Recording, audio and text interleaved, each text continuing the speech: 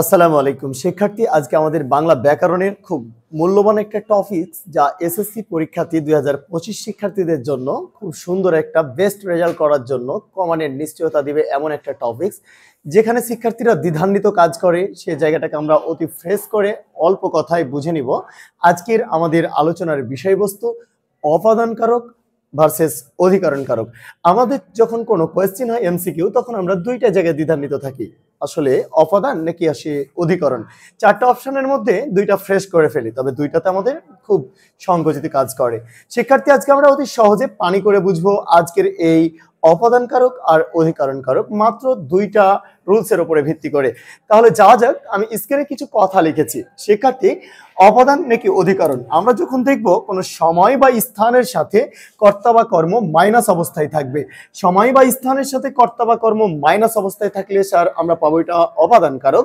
আর যদি দেখি সেই সময় বা স্থানের সাথে কর্তা বা কর্ম প্লাস অবস্থায় থাকে, তাহলে সেটা হবে অধিকরণকারক।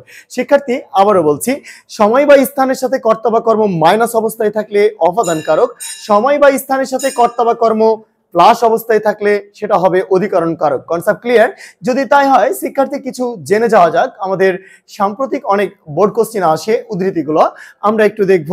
আমাদের কিছু উদাহরণ লিখেছি বোর্ডে। ছাদে বৃষ্টি পড়ে। শিক্ষার্থী, ছাদে যে বৃষ্টি পড়ে এই ছাদে কোন কারক? ছাদে পানি পড়ে এই ছাদে কোন কারক? ছাদ থেকে পানি পড়ে এই ছাদ কোন কারক? ছেলেটি ছাদ থেকে নদী দেখে এই ছাদ কোন কারক? ছেলেটি ছাদ থেকে নদীতে ঝাঁপ দেয় এই ছাদ কোন কারক? সব জায়গাতে আমরা ছাদ নিয়ে কথা বলছি, তাহলে আমরা কিছুটা হলো বেসটা অবস্থানটা থেকে কোন জায়গা থেকে মাইনাস হচ্ছে, কোথায় আবার প্লাস হচ্ছে, জিনিসটা অতি সহজে জাজ করতে পারবো। শিক্ষার্থী, ছাদে বৃষ্টি পড়ে প্রথম বাক্যে আমরা লিখেছি, তার মানে ছাদে যে বৃষ্টি পড়ে এটা একটা ছাদ আমরা মনে করে নিতে পারি। এই ছাদে বৃষ্টি পড়ছে, কোথা থেকে পড়ছে? তাহলে আকাশ থেকে। তাহলে আকাশ থেকে যদি বৃষ্টি পড়ে, আমার বাক্যে লেখা নাই যে আকাশ থেকে ছাদে বৃষ্টি পড়ে, তাহলে আকাশ থেকে মাইনাস হতো, আমরা ওটা অপাদান পেতাম। কিন্তু কোশ্চেন করা হয়েছে যে ছাদে বৃষ্টি পড়ে, তার মানে এই ছাদে এই বৃষ্টিটা পড়তেছে। আকাশে যেটা উঠে সেটা হচ্ছে মেঘ, আর যেটা পড়ে সেটা হচ্ছে বৃষ্টি। আর যখন সেই বৃষ্টির পানি জমে যায় তখন আমরা বলি পানি, কিংবা সেটাকে বর্ষার পানি।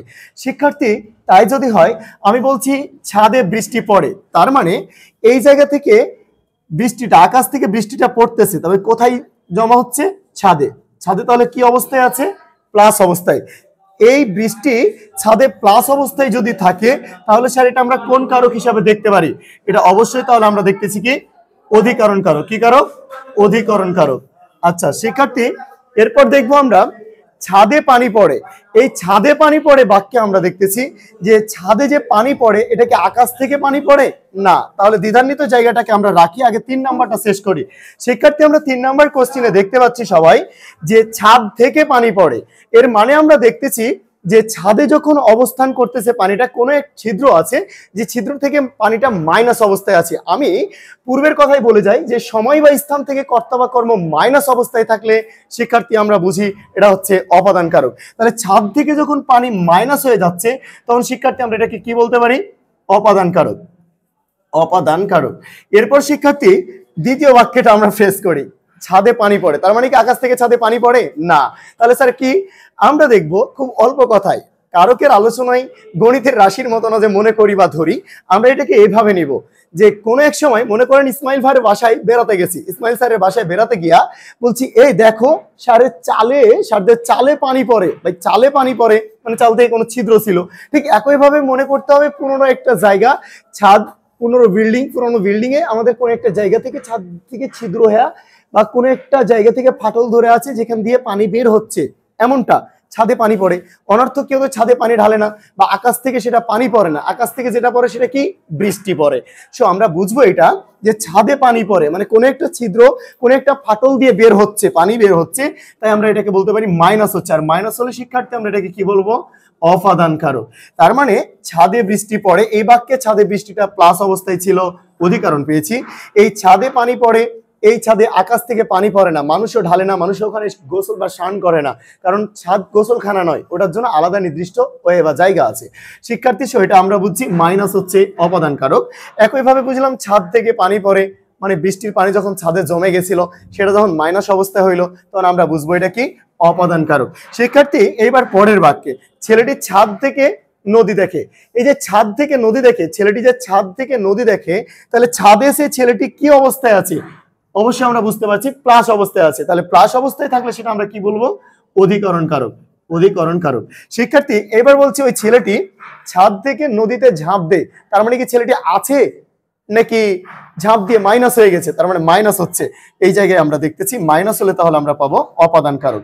এই হচ্ছে আমাদের অপাদান আর অধিকরণের মাঝে ডিফারেন্স। আরো একটু সহজ কথা বলি, যে কোনো একটা জায়গায় সময় বা স্থানের সাথে যদি কোনো কিছু প্লাস অবস্থায় থাকে তাহলে যেমন অধিকরণ বলছি, মাইনাস অবস্থায় থাকলে অপাদান বলছি। তাহলে শিক্ষার্থী গাছে পাতা আছে, এটা তাহলে কি অবস্থায়? প্লাস অবস্থায়।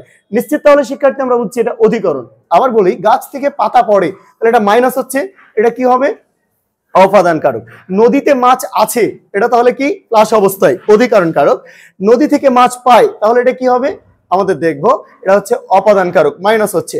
আমরা বলি শরীরে রক্ত আছে, তাহলে এটা প্লাস অবস্থায় আছে, অধিকরণ। তোমার শরীরে রক্ত ঝরে, তার মানে মাইনাস অবস্থা হচ্ছে, এটা হচ্ছে অপাদান কারক। শিক্ষার্থী একইভাবে আমাদের কিছু বোর্ড কোশ্চেন কাজে লাগে, যেগুলো থেকে আমাদের অনেক কোশ্চেন হয়। তোমার হাসিতে মুক্তা ঝরে, এই যে তোমার হাসি থেকে মুক্তা ঝরছে, তাহলে শিক্ষার্থী কি হচ্ছে? মাইনাস অবস্থায়। তার মানে এটা হবে আমাদের অপাদান কারক। শিক্ষার্থী একইভাবে আমাদের পূর্বের বোর্ড কোশ্চেন গুলো দেখেছি এরকম কোশ্চেন হয়, শিক্ষার্থীরা দ্বিধান্বিত জায়গাটাকে পড়ে যায় কোনো প্লেসকে নিয়ে।